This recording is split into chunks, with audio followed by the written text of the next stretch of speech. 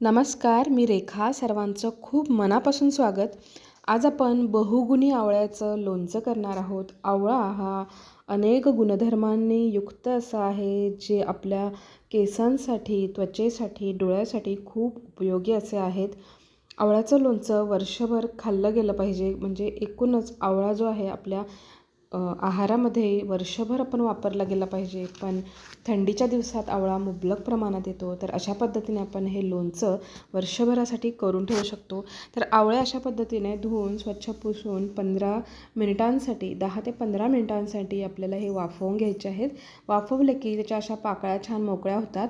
आपण सर्व पाकळ्या मोकळ्या करून घेतलेल्या आहे. बीचा भाग काढून टाकलेला आहे. आता मसाले पाहूया. तरी मी इथे 2 चमचे मोहरी घेतलेली आहे, 2 चमचे जिरं घेतलेलं आहे, 2 चमचे पिवळी जी मोहरीची डाळ असते लोणच्यासाठी ती घेतलेली आहे, 2 चमचे बडीशोप घ्यायची आहे, अर्धा चमचा आपल्याला मेथीचे दाणे घ्यायचे आहे. त्यांनी 7 ते 8 अशा प्रत्येकी लवंग आणि काळी मिरी घ्यायची, छोटासा दालचिनीचा तुकडा घ्यायचा आहे. आता पॅन इथे मी ठेवलेला आहे गरम व्हायला आणि ह्या पॅनमध्ये आपल्याला हे सर्व जे मसाले आहेत ते कोरडे छान भाजून घ्यायचे आहे खमंग होईपर्यंत. आपल्याला हे खूप जास्त करपू द्यायचे नाही आहेत, नाहीतर मसाल्याची टेस्ट बदलू शकते.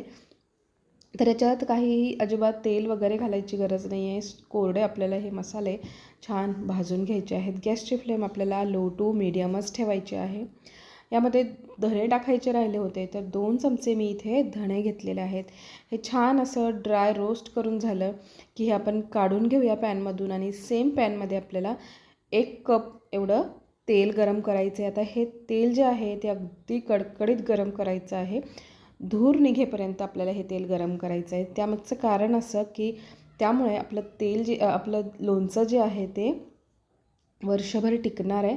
तर तेल छान कडकडीत गरम होऊन थोडंसं त्याची वाफ निघून गेली, थोडंसं कोमट व्हायला आलं की त्यामध्ये आपल्याला हिंग टाकायचं आहे.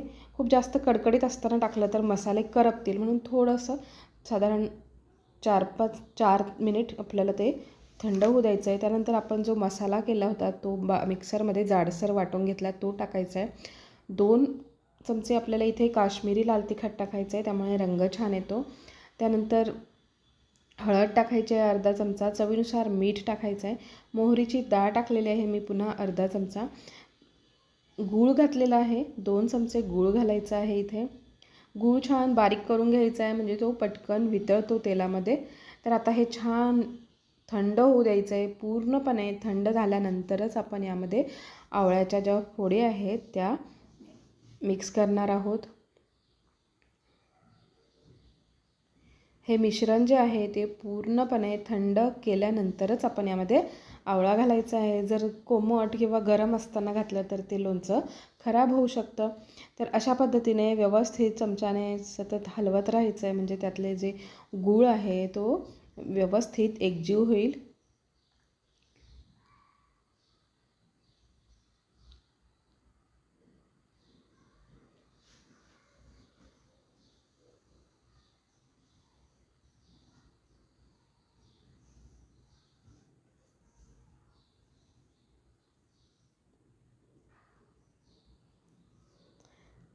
तर आपलं हे तेल अगदी थंड झालेलं आहे. यामध्ये आपण आता आवळ्याच्या फोडी घालून घेऊया. व्यवस्थित मसाल्याच्या तेलामध्ये आपल्याला हे आवळा जे आहे ते एकजीव करून घ्यायचे आहेत. व्यवस्थित एकजीव करून झालं की एखाद्या काचेच्या भांड्यामध्ये घालून आपण याला रात्रभर असंच ठेवून देणार आहोत. तर तुम्ही पाहू शकता लोणचं छान मुरलेलं आहे, रंगसुद्धा त्याला फार सुरेख आलेला आहे.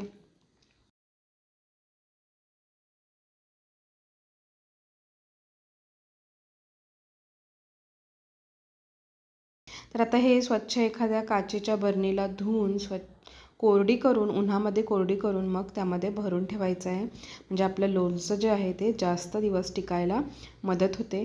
तर मग हे आवळ्याचं लोणचं तुम्हाला कसं वाटलं? तुम्ही हे नक्की ट्राय करा. रेसिपी आवडली असेल तर लाईक, शेअर आणि सबस्क्राईब करा. पुन्हा भेटूया एका नवीन रेसिपीसोबत. तोपर्यंत धन्यवाद.